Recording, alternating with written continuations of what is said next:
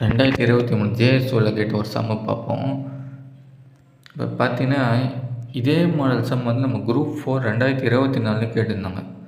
இந்த மாதிரி ஏலேருந்து இசட் வரைக்கும் இது வந்து முடிஞ்ச ஞாபகத்தில் வச்சுங்க. ஏ வந்து 1, பி வந்து 2 ஆல்ஃபபெட் இருக்குல்ல, 26 எழுத்து ஏலேருந்து இசட் வரைக்கும். அது 1 இது 2 முடிஞ்சால் ஞாபகத்தில் வச்சுங்க. கொஞ்சம் டைம் சேவ் ஆகும். அப்படின்னா என்ன பண்ணணும், நம்ம இந்த மாதிரி எழுதுகிற மாதிரி இருக்கும். இந்த மாதிரி ஏலேருந்து இசட் வரைக்கும் எழுதிட்டு இப்போ கேள்வியில் வந்து எது கேட்டுக்கிறாங்க பாருங்களேன், ஹெச்சிஎஃப் ஆஃப் ஓகேவா. இது வந்து ஹெச்சிஎஃப் எல்சிஎம் கண்டுபிடிக்க சொல்கிறாங்க. ஐக்கும் எக்ஸுக்கும் ஐனது ஐ எக்ஸ் ஓகேவா. 9 24க்கும் ஹெச்சிஎஃப். அப்புறம் எல்சிஎம் வந்து சிபி சி அப்புறம் என்னது பி 3க்கும் 16க்கும் நிறைய எல்சிஎம் கண்டுபிடிக்கணும். அதோட ரேஷியோ தான் கேள்வி கேட்குறாங்க. இதுக்கு வந்து என்ன ஹெச்சிஎஃப் எத்தனை வரும், 3 டேபிள் வச்சிங்கன்னா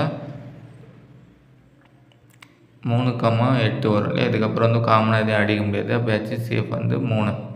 இது எல்சிஎம் பார்த்தீங்கன்னா வரும். எல்சிஎம் வந்து இது காமனாக அடிக்கிற அந்த டேபிளும் இல்லை. அப்போ ரெண்டு அப்படி மல்டிப்ளை பண்ண வேண்டியதான். 3 × 6 வந்து என்னது 48. அப்புறம் என்ன பண்ணணும், இது ரெண்டு வந்து 3 டேபிள் வச்சா என்ன ஆகும், 1:16 வரும். ஆன்சர் என்னது 1:16.